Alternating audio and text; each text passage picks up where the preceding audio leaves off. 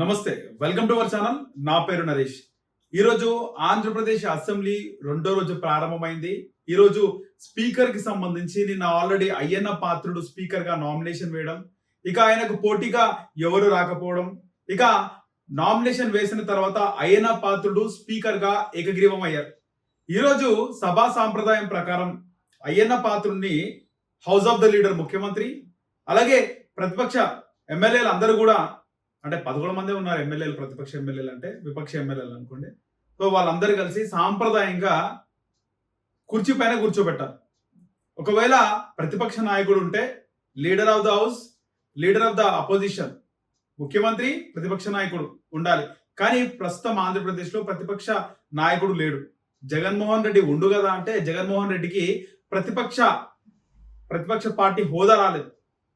అన్ని ఎమ్మెల్యేలు గెలుచుకోలేదు, కేవలం 11 గెలుచుకున్నారు. సభా సాంప్రదాయం ప్రకారం అందరూ కలిసి వెళ్ళి స్పీకర్ అయ్యన్న పాత్రుడిని కుర్చీ పైన కూర్చోబెట్టారు. కుర్చీ పైన కూర్చోబెట్టే టైంకి జగన్మోహన్ రెడ్డి అసెంబ్లీకి రాలేదు. ఆల్రెడీ జగన్మోహన్ రెడ్డి అసెంబ్లీకి వస్తాడా రాడా అని అందరికీ డౌట్ ఉండే. ప్రమాణ స్వీకారం చేసి జగన్మోహన్ రెడ్డి వెళ్ళిపోయినాడు. అంటే రాజ్యాంగాన్ని ధిక్కరించినట్టే. అసెంబ్లీకి వచ్చినప్పుడు ప్రమాణ స్వీకారం చేసి అసెంబ్లీలో కూర్చొని వెళ్ళవచ్చు.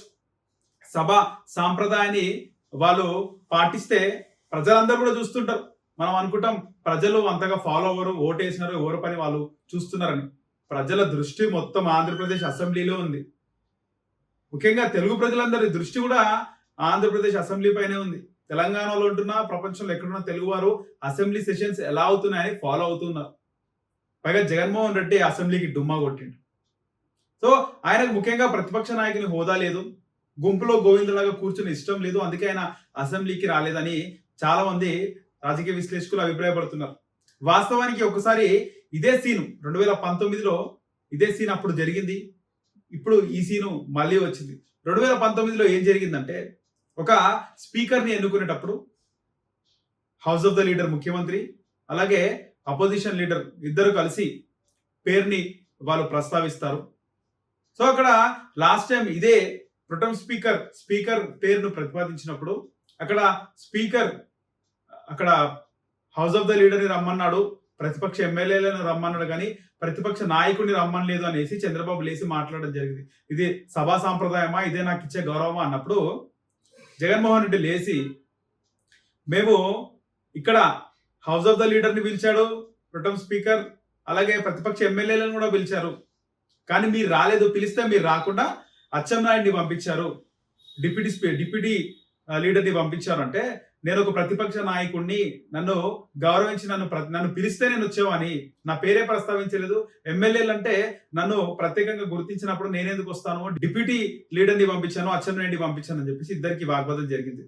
నువ్వు పిలిస్తే నువ్వు రాలేదు, పైగా నీ తప్పుని కప్పిపుచ్చుకుంటున్నావు, మొత్తం రికార్డు ఉంది, కావాలంటే చూపిస్తామని జగన్మోహన్ రెడ్డి.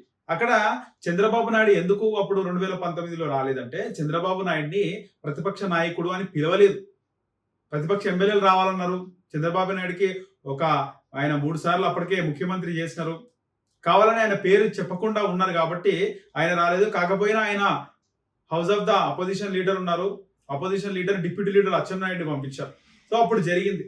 ఇక తర్వాత చంద్రబాబు నాయుడిని ఉద్దేశించి జగన్మోహన్ రెడ్డి, దేవుడు స్క్రిప్ట్ ఇది, నా పార్టీ నుంచి 23 మంది ఎమ్మెల్యేలను మీరు లాక్కున్నారు, మీకు 23 మంది వచ్చారు, మీరు చేసిన తప్పు నేను చేస్తే అక్కడ ఎవరు కూడా మిగిలరు, మీలాగా నేను కూడా పార్టీలోకి ఎమ్మెల్యేలను లాగితే అక్కడ ఎవరు మిగిలరు అని చెప్పేసి చంద్రబాబు నాయుడిని అన్నాడు. అది అసందర్భం అయినప్పుడు కూడా, నేను లాగితే అక్కడ ఎవరు ఉండరు అన్నప్పుడు చంద్రబాబు నాయుడు చూసినప్పుడు, తెలుసుకోవయ్యా, తెలియకపోతే తెలుసుకో అనేసి కావాలని కించపరిచే విధంగా, ఇటు 151 మంది ఉంది, ఏనుగు లాంటి బలం ఉంది కాబట్టి అటు ఆయనని కించపరుస్తూ మాట్లాడారు. మొత్తం ఆంధ్రదేశం మొత్తం కూడా చూసింది.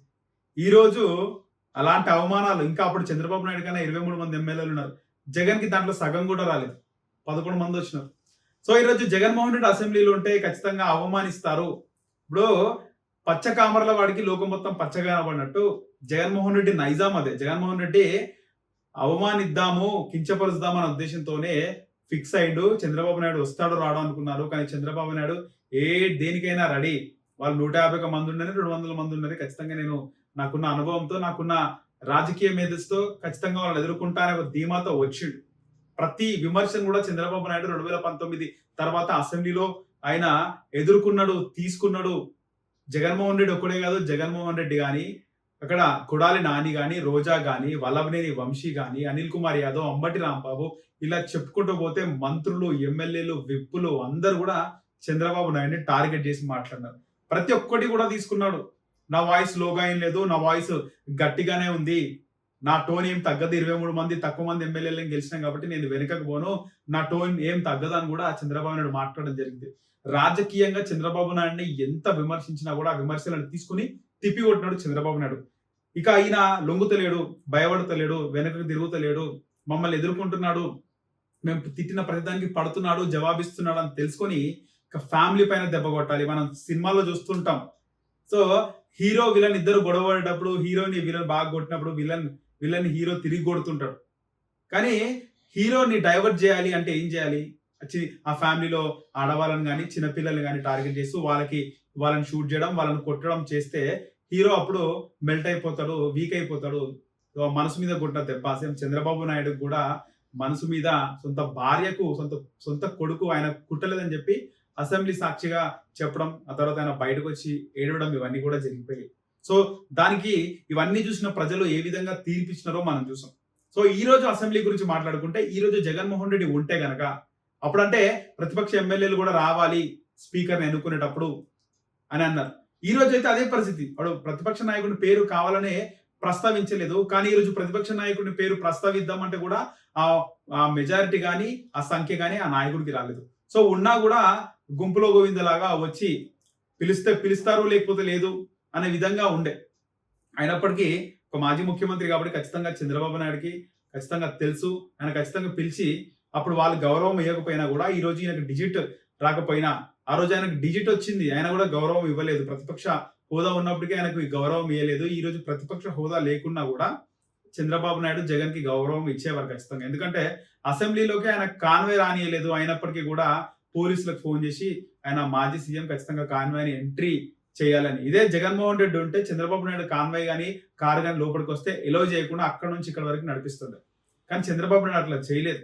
పైగా ఎమ్మెల్యేలకు కూడా ఎక్కడ కూడా జగన్మోహన్ రెడ్డిని కించపరుస్తూ మాట్లాడొద్దని కూడా చంద్రబాబు నాయుడు చెప్పడం. ఇక పవన్ కళ్యాణ్ కూడా ఇలాంటి కక్ష సాధింపు రాజకీయాలకు పోనని చెప్పేసి పోవద్దని కూడా ఆయన చెప్పడం జరిగింది. ఎందుకంటే బేసిక్గా ఆయన సినిమా యాక్టర్, రాజకీయ నాయకుడు, ఫస్ట్ రాజకీయ నాయకుడు కాదు. ఆయనకు ఎత్తుపల్లాలు, స్ట్రాటజీలు ఇవన్నీ కూడా తెలియదు. సో జగన్ని మనం టార్గెట్ చేయదు, ఎవరిని విమర్శించొద్దు. మనకు ప్రజలు ఒక మన ఇది ఇచ్చినారు, మ్యాండేట్ ఇచ్చినారు, మన బాధ్యత ఇచ్చినారు. ఖచ్చితంగా దాన్ని మనం నిర్వర్తించాలి. ప్రజల కోసం సేవ చేయాలి. అందుకే మనకి అవకాశం వచ్చింది కాబట్టి ప్రజలకు సేవ చేయాలని చెప్పి పవన్ కళ్యాణ్ కూడా చెప్పినారు. అయితే జగన్మోహన్ రెడ్డిని కించపరచొద్దు అని ఏమనొద్దని కూడా చంద్రబాబు నాయుడు చెప్పడం జరిగింది. పైగా ఈ రోజు ఒక వార్త ఏంటంటే జగన్మోహన్ రెడ్డి పేపర్ అయినటువంటి మానస పుత్రిక, జగన్మోహన్ రెడ్డి వైఎస్ఆర్సీపీ కరపత్రిక అయినటువంటి పేపర్లో ఈ రోజు ఏమొచ్చిందంటే ప్రతిపక్ష నాయకుడికి గౌరవం ఇవ్వని చంద్రబాబు నాయుడు.